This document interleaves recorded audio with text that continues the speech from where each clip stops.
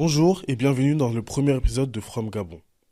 Aujourd'hui, nous avons le plaisir de recevoir l'un des peintres gabonais les plus talentueux de sa génération, Charles Bordette. Charles, bonjour. Bonjour, Comment vas-tu? ça va bien et toi? Ça va très bien, je te remercie. C'est un honneur de te recevoir aujourd'hui. Merci de ta présence. Pareillement. Pour ceux qui ne te connaissent pas, peux-tu te présenter? Oui, alors je m'appelle Charles Bourdette, je suis artiste peintre. J'ai aujourd'hui 25 ans et je peins depuis 2017. Est-ce que tu peux nous parler de ton enfance? Oui, alors j'ai vécu jusqu'à mes 14 ans au Gabon. Je n'ai pas toujours peint, donc j'étais un enfant, on va dire, assez lambda, assez classique comme les autres. Donc j'avais peur de beaucoup de choses, comme le tonnerre, comme la nuit, passer devant un cimetière, voilà. Mais c'est des choses qu'aujourd'hui j'affectionne parce que ça fait partie de ce qui me forge. Mais voilà, donc j'ai vécu jusqu'à 14 ans au Gabon. Et après, je suis venu en France à l'âge de 15 ans. Y a-t-il des mouvements artistiques ou des artistes qui t'ont influencé? Je dirais plutôt des artistes. Et aussi Marc Roscoe, qui est un artiste abstrait, qui lui, et ça c'est très intéressant parce que ça revient à mon approche, moi, du Bouété. Bouété, donc la spiritualité du Gabon. Lui, les peintures qu'il fait ne sont pas censées être des représentations de quelque chose, mais la peinture, c'est l'objet qui explique, en fait, c'est l'objet en lui-même qui est censé manifester l'émotion ou la pensée en elle-même. C'est-à-dire, il ne va pas représenter, par exemple, un coucher de soleil. Il va essayer de représenter la sensation qu'on a avec un coucher de soleil. Il va essayer, pardon, de manifester la sensation qu'on a. C'est important de changer le mot représenter. Il va essayer de manifester la sensation qu'on a avec un coucher de soleil. Donc, ces tableaux dans une pièce sont censés donner un autre aura à la pièce. Ça, c'est important parce que dans mon étude de Bouété, donc la spiritualité du Gabon, je me rends compte que c'est quelque chose que j'ai dit il y a peu de temps à quelqu'un, que pour moi, le Bouété, c'est comme Marc Roscoe. Si je dirais que, parce que je suis né d'une famille chrétienne et j'ai grandi dans le christianisme, que le christianisme, ce serait un Léonard de Vinci et le Bouété, ce serait Marc Roscoe. Pourquoi? Parce que le Bouété, toutes les énoncés qui sont faits dans le Bouété, tout ce qui est dans le Bouété, c'est la chose en elle-même. En fait, c'est l'expérience en elle-même. Par exemple, dans la Bible, on va te décrire quelque chose. Le christianisme, on te raconte la vie de quelqu'un, la vie de plusieurs personnes, l'expérience de ces personnes-là, ce que tu es censé en tirer de positif. Mais le Bouété en lui-même, c'est ça. Donc, c'est pour ça que Marc Roscoe, c'est un artiste qui m'a beaucoup marqué, parce que je fais le lien avec le Bouété, avec le Gabon. Et comme je suis dans une perpétuelle recherche pour moi, mon identité, et ceux qui m'entourent de manière concentrique, j'ai tendance à m'intéresser et me tourner vers ce qui a un lien avec moi. Donc je pars de moi comme origine, comme je dis souvent, nous sommes notre propre centre de gravité. Donc je pars de moi et je vais maintenant vers toutes ces choses-là en fonction de mes centres d'intérêt. Pour en revenir à ta carrière, Mhm. le métier d'artiste peintre n'est pas un métier commun au Gabon. Mhm. Comment tes parents ont-ils accueilli cette trajectoire de vie? Alors, comme tous les parents africains, ils ont été un peu surpris, bon, un peu plus qu'un peu surpris, mais ils ont été curieux, ils ont regardé, ils ont observé, ils se sont rendus compte de à quel point j'étais intéressé par ça. Ils ont vu que c'était viable en fait qu'on pouvait en faire quelque chose parce que comme tout parent, ils vont d'abord penser à est-ce que mon enfant peut en vivre, est-ce que c'est un métier d'avenir, est-ce qu'il pourra s'épanouir là-dedans. Et lorsqu'ils se sont rendus compte que c'était effectivement le cas, donc ils m'ont observé tout doucement et ensuite maintenant ils m'accompagnent autant que faire se peut. On peut dire que l'art t'a aidé à évoluer? Oui, parce que c'est une extension de moi. Ça fait partie de ma manière de m'exprimer. Donc l'évolution, donc c'est aussi mon évolution immatérielle, donc mon mental, mes émotions. Donc l'art me permet de m'exprimer, ça me permet de mieux me questionner puisque je peux me fixer, puisque en faisant une toile, je fixe une partie de moi et je peux littéralement la fixer. Donc je peux me regarder et juger ou prendre des décisions en fonction de ce que je me vois faire ou manifester. Dans un article de Jeune Afrique, tu dis, je cite, grâce à l'art, je ne suis pas le même qu'il y a 10 ans. Alors, qui était Charles Bordette il y a 10 ans? Alors, il y a 10 ans, j'avais déjà commencé un peu mes recherches sur la métaphysique, mais j'étais encore très intéressé par le matériel. J'étais comme tout être humain, hein, donc j'étais tout être humain de mon âge, je veux dire. J'étais très intéressé par ce que je vais faire de ma vie, mais plutôt du côté financier, matériel. J'avais des aspirations qui n'étaient pas aussi élevées que ce que je peux avoir maintenant. Par exemple, là, je vais être moins tourné vers l'argent, vers le matériel, vers les objets, vers un idéal de vie matériel ou physique. Maintenant, c'est différent, mais pour rester dans il y a 10 ans, j'étais très perturbé, j'étais beaucoup dans mes recherches, très inquiet donc de ce que l'avenir pouvait me réserver, de ce que je pouvais faire à mon âge, de ce que je pouvais apporter au monde. Mais donc voilà ce que j'étais à cet âge-là. Et aujourd'hui, comment te définis-tu? Aujourd'hui, je dirais que je suis un peu plus confiant. J'accepte les réalités telles qu'elles me viennent. Je profite le maximum de ce qui m'entoure, de ce que je suis. Comme je dis souvent, la chose la plus précieuse que j'ai sur cette planète, c'est mon corps. Parce que mon corps me permet d'expérimenter tout ce que je vis.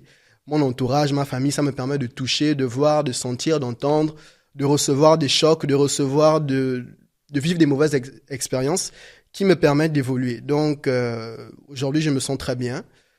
Ouais, je vis dans un monde complexe, mais j'accepte ça.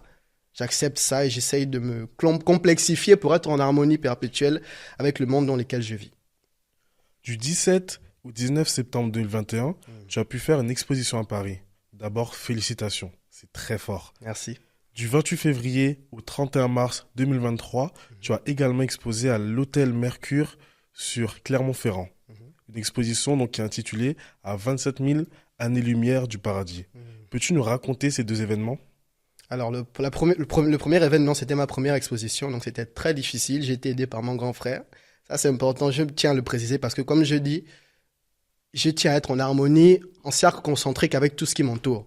Et avoir une famille aussi proche que celle que j'ai. Donc, j'ai 5 frères et sœurs, on est 6 au total. C'est très important pour moi. Donc, mon grand frère m'a aidé à faire l'exposition. On a transporté les tableaux ensemble, donc on a fait l'exposition à Paris.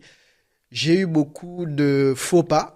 Mais je comprends, je me pardonne parce que c'est le moi du passé à cet âge-là. Et il fallait que je fasse ces faux pas pour comprendre, pour évoluer. Donc c'était très difficile, j'ai très peu dormi, j'étais très fatigué et j'ai dû expliquer à chaque personne toute l'explication de chaque tableau parce que les gens demandaient vraiment à ce que je donne ces explications-là, mais je me dis que c'était nécessaire au début. Ce sont mes premières expositions et les gens veulent vraiment savoir comme ça. Il faut que je me présente aux gens. Donc je l'ai fait. C'était très difficile. On a monté les toiles avec mon frère. On a tout préparé nous-mêmes. Donc c'était une expérience éprouvante. En fait, c'est ce que je retiens de cette première exposition-là. La deuxième exposition, j'étais un peu plus préparé. Il faut apprendre de ses erreurs.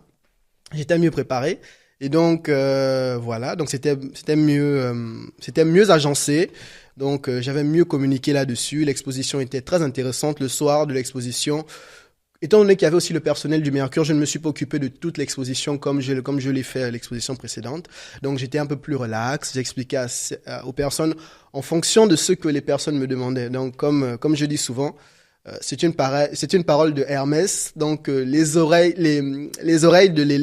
paroles du maître, viennent lorsque les oreilles de l'élève sont prêtes. C'est-à-dire les informations viennent à toi, à moi, à nous, lorsqu'on est prêt à les recevoir. C'est pour ça que je préfère ne pas comme un pasteur, me placer au devant et expliquer à tout le monde un peu tout. Je préfère donner aux gens les informations qu'ils demandent au moment où ils les demandent. Donc ça, c'est ce que j'ai fait dans la deuxième exposition. C'était un peu plus agréable. Comme je dis souvent, je ne mérite pas les félicitations parce que ça fait partie de moi. Cette capacité créative évolue en dehors de moi. Je peux faire une année sans peindre.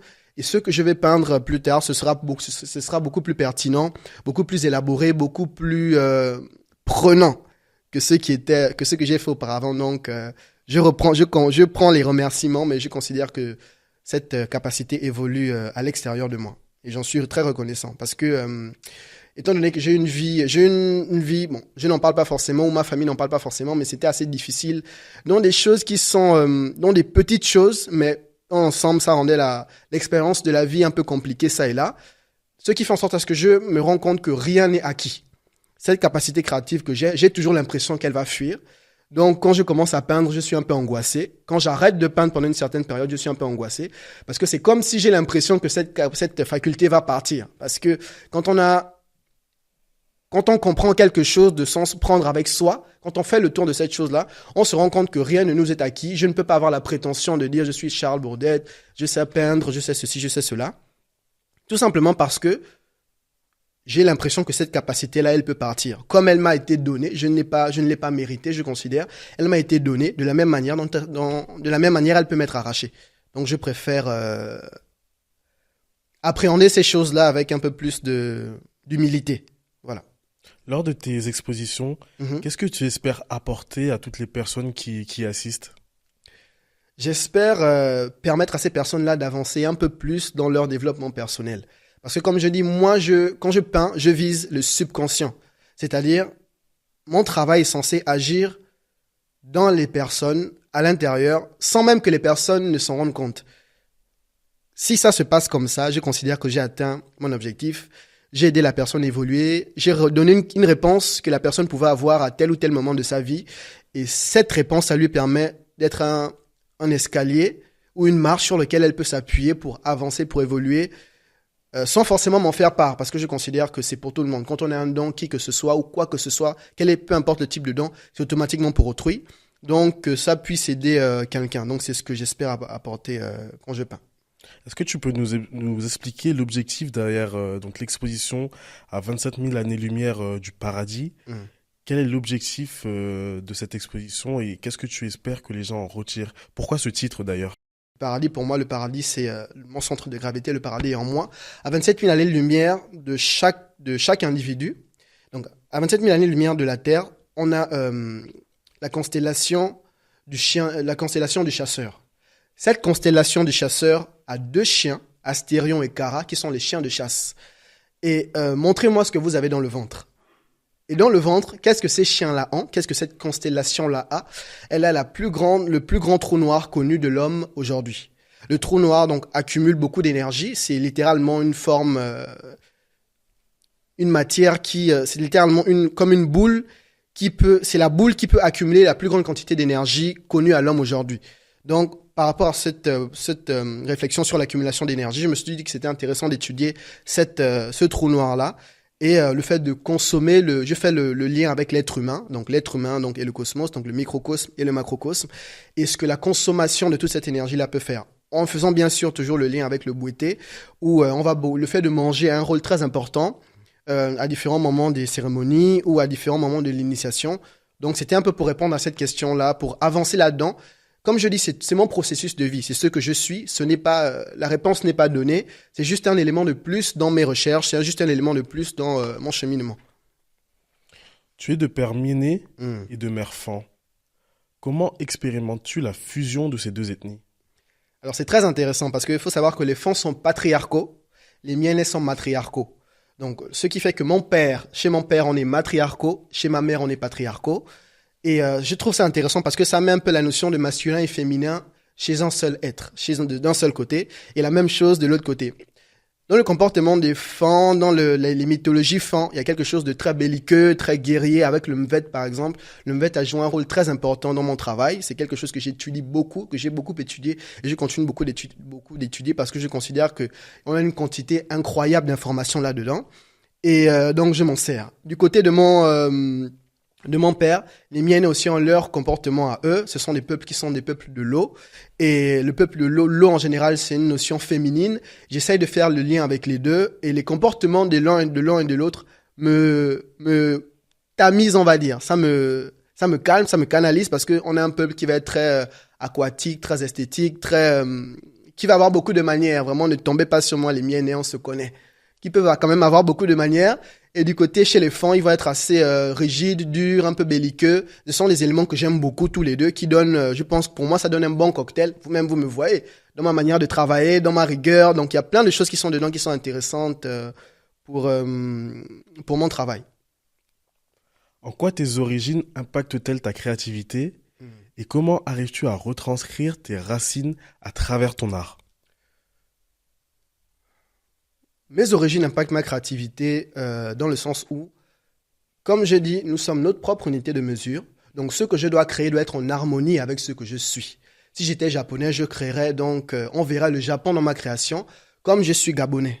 Je suis Fan, je suis Mienais, mais je considère que le Gabon, c'est toutes les 52 ethnies qui font partie de ce qu'est le Gabon. Et donc, j'essaye de prendre en compte toutes ces ethnies-là, toutes les informations de ces ethnies-là pour créer ce que je fais. Ce qui fait que j'ai une source d'inspiration quasi infinie, puisque c'est très peu utilisé encore aujourd'hui. Et je ne prends pas juste les informations de surface. Je n'aime pas le superficiel. Je préfère aller au fond des choses. Je trouve que c'est plus respectable pour le Gabon. Donc, je vais au fond des choses. Je prends du temps pour lire. 60% de mon temps, c'est ce que je fais. Je lis, je vais chercher des livres, des thèses, regarder des vidéos. Ne serait-ce que écouter des musiques. Il y a des bandes son des années 1950, 1930 qui sont dans les archives qu'on peut retrouver de musique Teke, Kota, Mienais, Fan, qui donnent une partie de la mentalité de ces peuples-là. Donc, je trouve que c'est important de rassembler tous ces éléments-là pour créer ce que j'ai à créer. Parce que je ne crée pas juste pour créer. J'essaye aussi de faire le lien entre ceux qui étaient là avant et nous, pour que ceux qui viennent demain, puissent avoir une base solide pour construire, en fait. Donc, j'essaye d'être un maillon de la chaîne de la vie. Parce que la vie, j'ai même fait un tableau là-dessus, la vie en elle-même ne se considère qu'elle-même, en fait. Que la vie soit en moi, un autre individu. J'ai fait un tableau d'ailleurs là-dessus, qui s'appelle le jeu des corps, où il y a une panthère noire et moi en albinos, qui me fait courser par la panthère noire. Et le questionnement que je me suis dit, c'est si la panthère me mange, je suis mort, la panthère reste en vie. La vie est dans la panthère. Si je tue la panthère, la vie est en moi. Mais la vie est toujours là. Peu importe le corps dans lequel elle est, la vie est toujours là. Donc, je me dis que ce qu'il faut que je fasse en tant qu'être vivant, c'est de transmettre la vie sous toutes ses formes, de manière créative également. Donc, c'est une manière de transmettre la vie. Donc, et je ne vais pas juste la transmettre comme si j'étais une particule dans l'univers. Je suis quand même Charles Bourdette, fils de. Je suis né dans tel endroit, sur tel continent, sur telle planète. Et j'essaie de prendre en compte de manière concentrique toutes ces informations-là, de sorte à être en harmonie avec toute l'existence. Selon toi, pourquoi est-il important d'effectuer ce retour aux sources ? C'est important d'effectuer ce retour aux sources parce que c'est ce que nous sommes pour être en harmonie, pour atteindre justement ce qu'on appelle en Asie, par exemple, le nirvana, pour être complet. Parce que les peuples d'Afrique, il y a pas mal d'individus dans ces peuples d'Afrique-là qui sont incomplets parce qu'il nous manque une partie de notre histoire. Moi, par exemple, comme beaucoup de Gabonais, je ne parle pas ma langue parce que ma langue ne m'a pas été enseignée par mes parents. Ils n'y ont pas pensé. C'est pas normal que ça se fasse comme ça. Mais il faut que nous, de la génération d'aujourd'hui, on trouve des solutions des solutions à ce problème qui est là. Et pour moi, trouver la solution, c'est aussi faire le lien, en fait, entre ceux qui étaient là avant et ceux qui vont venir après. Parce que ce qu'on reproche à nos parents, faut pas qu'on soit juste dans le reproche. Faut qu'on fasse ce maximum pour nous également réparer les torts qui ont été causés. Parce que c'est pas juste une affaire d'individu, c'est une affaire de communauté. Donc, en tant que communauté, en tant qu'individu, qu'est-ce qu'on apporte à la communauté? Donc, je me dis, bon, voici ce qui s'est passé. Il y a ce problème-là. Je fais de mon mieux avec les éléments que j'ai pour pallier, en fait, au problème qui est là. Chez From Gabon, 2 tableaux ont retenu notre attention. Le premier étant la Symphonie des planètes. Et il y a aussi Petit déjeuner, qui personnellement a retourné mon cerveau. Peux-tu nous expliquer l'histoire et le processus créatif de ces 2 tableaux ? La Symphonie des planètes, je l'ai faite il y a quelques années déjà. Je ne sais plus exactement si c'était en 2021 ou un peu plus tôt. Et ça m'est venu à la suite de musique que j'écoutais. La Symphonie des planètes, c'est un peu comme une observation que tu fais du ciel et tu te rends compte de la grandeur, en fait, qu'il y a au-dessus de nos têtes, du fait que nous ne sommes rien et que ces entités, ces planètes qui sont là, à certaines époques ont été considérées comme des entités à part entière. Et c'est toujours un peu, j'aime bien cette atmosphère-là d'être un peu dans le voyage, un peu dans le rêve, un peu dans mais le rêve, on va dire, le voyage interstellaire, pas le voyage d'un pays à un autre, plutôt interstellaire. Et représenter ça m'a permis à moi de me reposer un peu, de me laisser aller dans ce monde-là, tout en faisant quand même le lien avec ce que je suis. Comme je dis toujours, c'est ma contrainte. peu importe ma manière de m'exprimer, peu importe ce que je fais, je dois faire le lien avec ce que je suis. Par contre, par exemple, j'aurais pu faire très bien l'interview en parlant comme ça, avec cet accent-là, mais j'ai choisi d'utiliser mon accent gabonais parce que ça fait le lien avec ce que je suis. Je parle français, vous comprenez parfaitement ce que je dis, mais je préfère le faire avec l'accent qui m'a été donné parce que c'est là où je me sens le plus à l'aise. C'est une autre manière. Malheureusement, on n'a pas nos langues. C'est tout ce qui nous reste à nous ici pour manifester un peu notre appartenance. Sur la Symphonie des planètes, toujours sur la Symphonie des planètes, on voit qu'il y a un orchestre qui joue. Que signifie et quelle musique on peut tirer de cet orchestre qui joue? Qu'est-ce qu'on peut en penser? Alors, la Symphonie des planètes, donc il y a un son en fait que j'avais écouté un peu avant, qui est le son le vide interstellaire en fait, c'est-à-dire le son qu'on entend entre les planètes, le vide de l'espace. Et j'avais trouvé ce son apaisant, j'avais trouvé ce son imposant, ce son qui me rappelait justement que je n'étais rien, je n'étais qu'un être humain, je n'étais pas grand-chose face à la grandeur de l'infini justement, ne serait-ce que du vide interplanétaire. Et c'est cette musique-là qui joue, c'est la musique de la vie, c'est la vraie musique, c'est le vrai son, c'est la parole de Dieu, c'est le son qu'on entend dans l'existence en fait. C'est le vide, c'est le bruit blanc, c'est ce qu'on entend en fait quand personne ne fait de son. C'est un son qui est là, qui a été décidé comme ça par ceux qui est au-dessus. Et voilà, c'est cette musique-là que ces éléments jouent. Ça me fait penser, donc il y a un des joueurs il y a un des personnages qui tient une harpe, donc le ngoma. Et cette harpe-là, ça me fait penser à un son d'un groupe gabonais qu'on appelle Mauvaise Haleine, où et Komindon dit, c'est Matt Seigneur Lyon pardon, qui dit, le son de la harpe, c'est au son de cette corde que ce monde vint au monde. Donc les 8 cordes de la harpe, en fait, qui sont censées jouer la musique de la vie, la musique de l'existence. Et c'est intéressant parce que la matière en elle-même est faite de cordes, en fait, est faite de vibrations. Et la vibration, les cordes, quand on les fait bouger, on les fait vibrer, en fait. Ça génère ces vibrations-là. C'est ce qui produit le son. Donc ça fait un peu ce lien-là entre la vie, entre le fait que tout est fait de vibrations, que nos humeurs, nos manières de nous comporter, que la vue, l'image, l'œil, la lumière, ce ne sont que des vibrations. Donc ça fait le lien entre le côté Bouété, le côté Gabon et l'existence tout entière, donc vue comme on le voit dans le reste du monde. Quels sont les défis auxquels tu as fait face en tant que peintre, artiste franco-gabonais?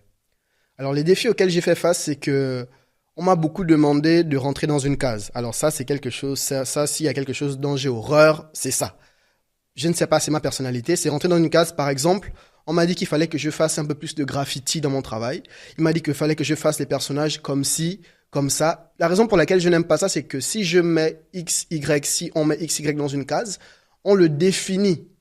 Or, si on le définit, nous, c'est que lui ne peut pas se définir, ou il est obligé de se définir en fonction des éléments que nous lui donnons, alors que cette personne-là peut vouloir se définir de manière tout autre. Et on gêne le processus de vie, en fait. On gêne le processus d'évolution de cet être-là, de cette personne-là, en mettant ces limites-là, en fait. Donc, je n'aime pas ces limites-là. Et c'est le plus grand défi auquel j'ai fait face. Mais aussi le fait que, étant donné que je n'ai pas voulu être dans une école d'art, je pars de zéro. Donc le monde de l'art, c'est un monde qui n'est pas facile d'accès.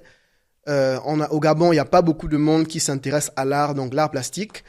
Il a fallu que j'aille de zéro, que j'apprenne tout de moi-même, de A à Z, que je fasse de mon mieux pour faire comprendre à mon entourage, ma famille, mes amis, aux personnes du Gabon, que j'en valais la peine, que mon travail vaut la peine, qu'il faut s'arrêter un peu, d'écouter ce que j'ai à dire, de regarder ce que j'ai à faire. Donc c'est ça. C'est le défi, c'est le manque de crédibilité, en fait. C'est le principal défi auquel j'ai fait face. Selon toi, l'art doit-il être instructif ou divertissant? Selon moi, il faut un peu des deux. Parce que si c'est juste instructif, ça manque de divertissement. Si c'est dans le divertissement, ça manque d'information. Il faut un peu des deux. Tout excès nuit, donc il ne faut pas juste que ce soit l'un ou l'autre. Mais moi, dans ce que je fais, parce que ça doit être en accord avec le Gabon, et le Gabon, c'est un pays que je considère comme lourd.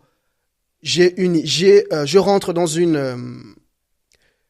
un schéma particulier, puisque comme je suis Gabonais, le Gabonais, au jour d'aujourd'hui, on manque d'informations. C'est-à-dire sur le Gabon, sur ce qu'est le Gabon, sur l'image qu'on doit donner du Gabon. Et des personnes comme moi sont censés concourir au fait de donner cette image-là. Donc, moi, je ne peux pas m'amuser, je ne peux pas me divertir, je ne peux pas divertir autrui, parce que si c'est le divertissement au Gabon, on sait faire. Si c'est le divertissement, on sait faire. Et comme moi, je dois offrir au monde, en passant par tous ces canaux-là, donc le fils de Mienais, fils de Fan, Gabonais, Africain, être humain, dans tous ces canaux-là, il faut que j'offre à l'autre, mais en passant toujours par là. Et comme là, au Gabon, on a montré qu'on sait faire du divertissement. On montre qu'on sait faire du divertissement. Il n'y a aucun souci là-dessus. Par contre, pour instruire, on a un peu de mal. Donc, je préfère entrer sur ce canal-là parce que ça correspond plutôt à ce qu'est le Gabon à mon point de vue. C'est-à-dire, de toutes les études que je fais sur le Gabon, c'est un pays qui est lourd, c'est un pays qui est dense. Les lacs au Gabon, il y a beaucoup de lacs qui sont noirs. La forêt est sombre parce qu'elle est dense. C'est cette densité-là, cette matière-là que j'essaie de reproduire, de manifester dans mon travail. Donc, c'est pour ça qu'il faut que je continue de pousser pour avoir le maximum d'informations. Et avec l'étude de Bouété, ces choses-là, quand on rentre là-dedans, on se rend compte de la lourdeur de la tâche et on ne peut pas s'amuser avec ça. On ne peut pas utiliser ça comme un divertissement, à mon point de vue. Donc, il faut que je sois plutôt du côté de l'instruction. Le rappeur américain Chance the Rapper a sorti un clip en collaboration avec l'artiste gabonaise Naila Opianga. Que penses-tu du fait d'allier la peinture à d'autres formes d'art? Mais c'est intéressant et c'est quelque chose qui doit se faire et qui doit continuer. Je la félicite d'ailleurs pour son travail. Pourquoi? Parce que tout simplement, la peinture fait partie à part entière de toutes les formes d'art. La vie, c'est la connexion. Il faut continuer de faire comme ça pour que les choses puissent grandir, pour qu'on puisse générer quelque chose auquel on n'avait pas pensé. Donc, c'est important de faire ces connexions-là et pas juste la peinture avec la musique, mais la peinture avec la danse, avec le cinéma, avec toute autre chose, ou vice-versa. On peut interchanger toutes les disciplines, mais c'est important de continuer à connecter. Donc ça, c'est l'essence même de la vie. C'est l'essence même de la plus petite particule qui existe, la connexion. Donc, c'est très important d'être dans cette perspective-là. C'est quelque chose que j'encourage de toute mon énergie. D'ailleurs, tu sais de quoi tu parles parce que tu as expérimenté cette connexion à travers la pochette de l'album Ubiquité de Donzer, dans laquelle tu es derrière l'illustration. Comment s'est faite cette collaboration entre vous deux?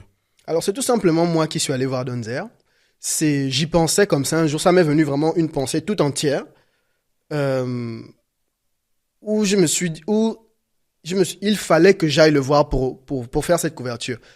Je savais qu'il préparait l'album, mais je savais ça bien avant. Je ne lui ai jamais posé la question, je n'y ai jamais pensé. Et tout d'un coup, ça m'est venu tout entier qu'il faut que tu fasses la couverture. Je suis donc allé le voir pour faire la couverture. Et ça, j'ai trouvé ça intéressant parce que les jeunes du Gabon, actuellement, on se prend un peu tous trop au sérieux, moi y compris. On se prend un peu tous trop au sérieux. Donc, on se regarde tous en chien de faïence, alors qu'on n'est qu'un peuple de 2 millions d'habitants. On est censé être plus proche, on se connaît tous. On doit faire des efforts. Donc, je me suis dit, au lieu de critiquer tout le temps, il faut qu'on montre l'exemple. Et c'est ce que j'ai fait. En allant voir mon frère, en lui proposant de faire la couverture de l'album, je lui ai expliqué le concept, tout avec humilité. Il a accepté. Et puis, ça a donné le projet que vous aimez tant aujourd'hui.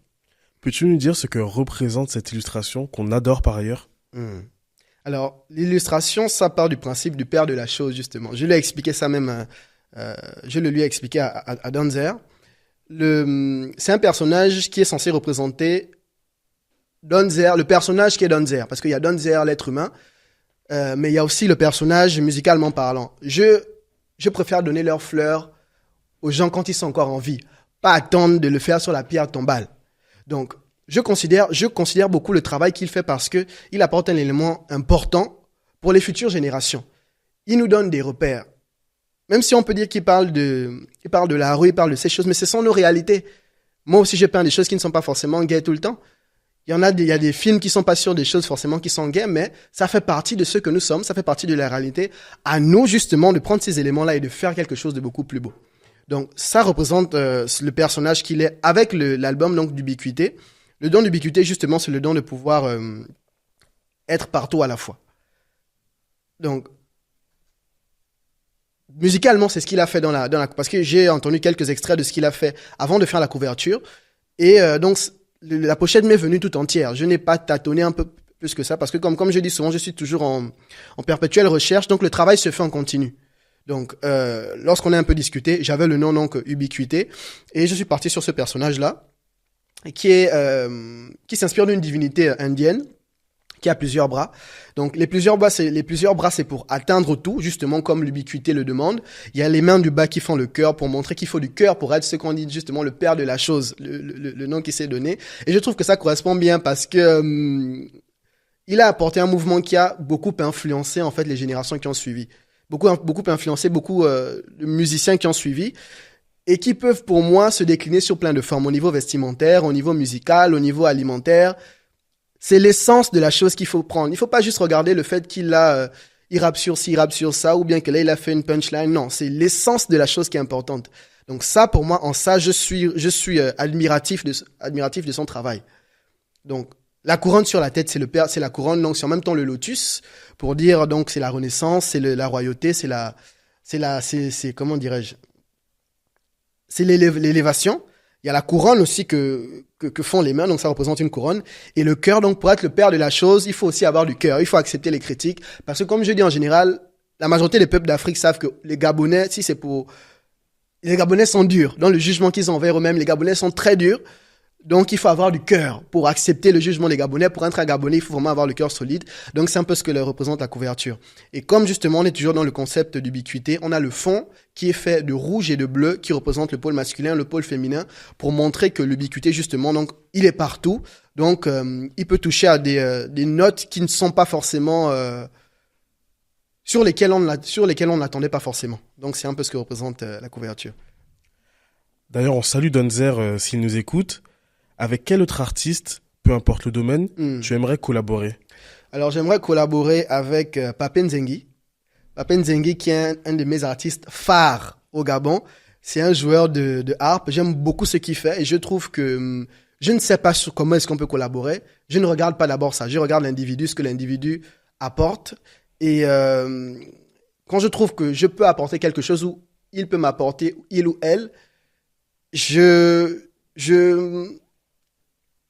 pense à faire ce travail-là. Parce que moi, je préfère travailler avec des artistes gabonais parce qu'on a un chantier à finir. On va pas faire tout le temps des éléphants blancs. On a un chantier à finir, on a un chantier à terminer. Donc, il faut qu'on poursuive dans ce sens-là. Donc, je préfère. C'est pour ça que j'ai directement répondu avec le nom d'un artiste gabonais, même s'il y a d'autres artistes peut-être à l'international avec lesquels j'aimerais travailler. Mais je préfère d'abord me focaliser sur les artistes gabonais parce que pour moi, c'est le plus important.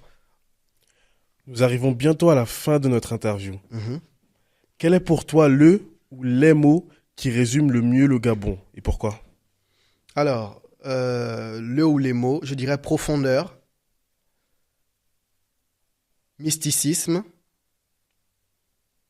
joyau et malédiction. Pourquoi? Profondeur, mysticisme, profondeur parce que le Gabon est un pays qui est lourd, comme je le dis souvent. Les mythes, les rites du Gabon, ce sont des mythes, des rites qui sont lourds d'informations. C'est pas un jeu d'enfant. Quand on commence à rentrer là-dedans, à étudier ces choses-là, même sans être initié, moi je suis un peu, comme j'ai dit souvent, comme il y a un personnage du Mvet qu'on appelle Obamendom, qui a été initié sans avoir été initié. Personne ne sait qu'il est initié, mais tout le monde sait que ce jeune-là, il est initié. Et il est devenu roi après, roi du village du peuple duquel il était. Duquel il était originaire. Mais donc voilà, je dis que je suis souvent un peu comme lui. Et donc, en étudiant toutes ces choses-là, en rentrant dans toutes ces informations-là, je me rends compte que je suis admiratif du Gabon. Je suis vraiment amoureux de ce pays-là. Mais dans ce qu'il est de plus profond, pas dans la superficialité. Ça, la superficialité ne m'intéresse pas. Donc, dans l'essence même de ce qu'est le pays-là, j'aime vraiment ce pays-là. Donc, voilà, c'est un pays qui est lourd, c'est un pays qui est mystique, c'est un pays qui a énormément de potentiel. Je ne parle pas du côté, comment dire, je ne parle pas du côté économique ou quoi, mais dans la nature, dans l'identité de ce pays-là. Donc, dans ce que ce pays pourrait générer en termes de vie.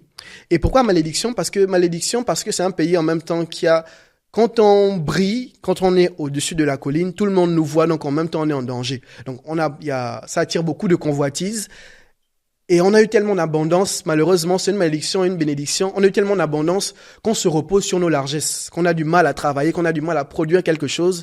Mais le potentiel est là pour qu'on puisse exceller. Quand je parle de production, il faut comprendre que ce qui se fait, je le vois, je l'entends, mais je parle d'excellence. Parce qu'on peut être excellent, nous sommes des êtres humains comme les autres, on peut être excellent, chacun de nous dans nos disciplines. Donc pour moi, je ne considère pas moins que l'excellence. C'est pour ça que je parle de malédiction. Je considère qu'on est dans cet état-là parce que dans tout ce qu'on fait, on peut faire mieux. Moi-même y compris, dans tout ce que je fais, j'essaie toujours de faire mieux. Je me dis toujours que les informations que j'ai ne suffisent pas.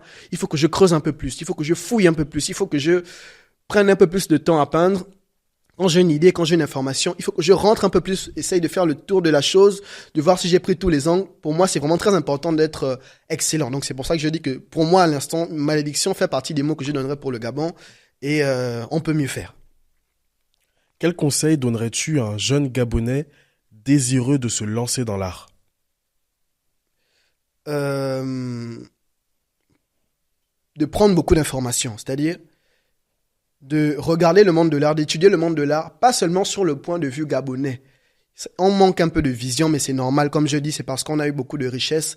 C'est pas juste maintenant. Cheikh Anta Diop a répondu un peu à la question. Ça ne date pas d'aujourd'hui. C'est parce qu'on a eu beaucoup d'abondance, donc on a eu tendance à ne pas avoir besoin de regarder plus loin. Il faut regarder le monde de l'art du Gabon, mais sur toute la planète aussi, et se répondre à la question, qu'est-ce que je peux apporter? Il ne sert à rien de faire ce que l'autre a déjà fait. Qu'est-ce que moi, je peux apporter dans cet univers-là? Comment est-ce que mon individualité peut profiter aux autres? Voilà. Charles, en 2022, le magazine Forbes te classe parmi le top 30 des Africains de moins de 30 ans qui façonnent l'Afrique de demain. Qu'est-ce que cela représente pour toi? Alors d'abord, ça a été une surprise parce que c'est un ami qui m'a appelé, qui m'a dit félicitations. J'ai dit oui, mais encore. Félicitations pourquoi?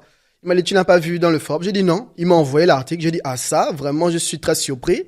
C'est une bonne chose. Ça me prouve qu'on reconnaît mon travail. Et je suis content d'avoir emmené ces deux mots dans le Forbes, fin et miellé. Ça montre qu'effectivement mon travail porte ses fruits. J'arrive à porter à mon niveau, à mon petit niveau, mais j'y arrive à porter le Gabon quelque part, à mener le Gabon à un niveau où c'est quand même intéressant. Quand on voit l'autre faire ça, c'est toujours... on est habitué parce que c'est l'autre. Mais quand c'est toi qui le fais, vous ne le vivez pas comme moi. Moi, je le vis à la première personne. C'était vraiment quelque chose de très important pour moi. Ça me montrait de l'extérieur que les efforts que je faisais étaient vus quelque part alors que je n'avais eu aucun contact de qui que ce soit de Forbes qui m'ait contacté pour me demander quoi que ce soit. Donc, même si vous pensez que ce que vous faites, il n'y a personne qui regarde, qui voit ou qui prête attention, à un moment donné ou un autre, si ce que vous faites est valable, si ce que vous faites a une raison d'être, ça va finalement finir par porter ses fruits et attirer l'attention que ça doit attirer. Charles, merci infiniment. Merci à toi. Merci beaucoup encore une fois. Tu nous as apporté beaucoup. On apprécie énormément de t'avoir eu donc, dans cette interview d'aujourd'hui. Reviens-nous quand tu veux. On espère te voir très bientôt dans de prochaines expositions. On remercie infiniment également les personnes qui nous ont regardés et écoutés. Et on leur souhaite une très bonne journée, où qu'ils soient. Bonne journée à vous.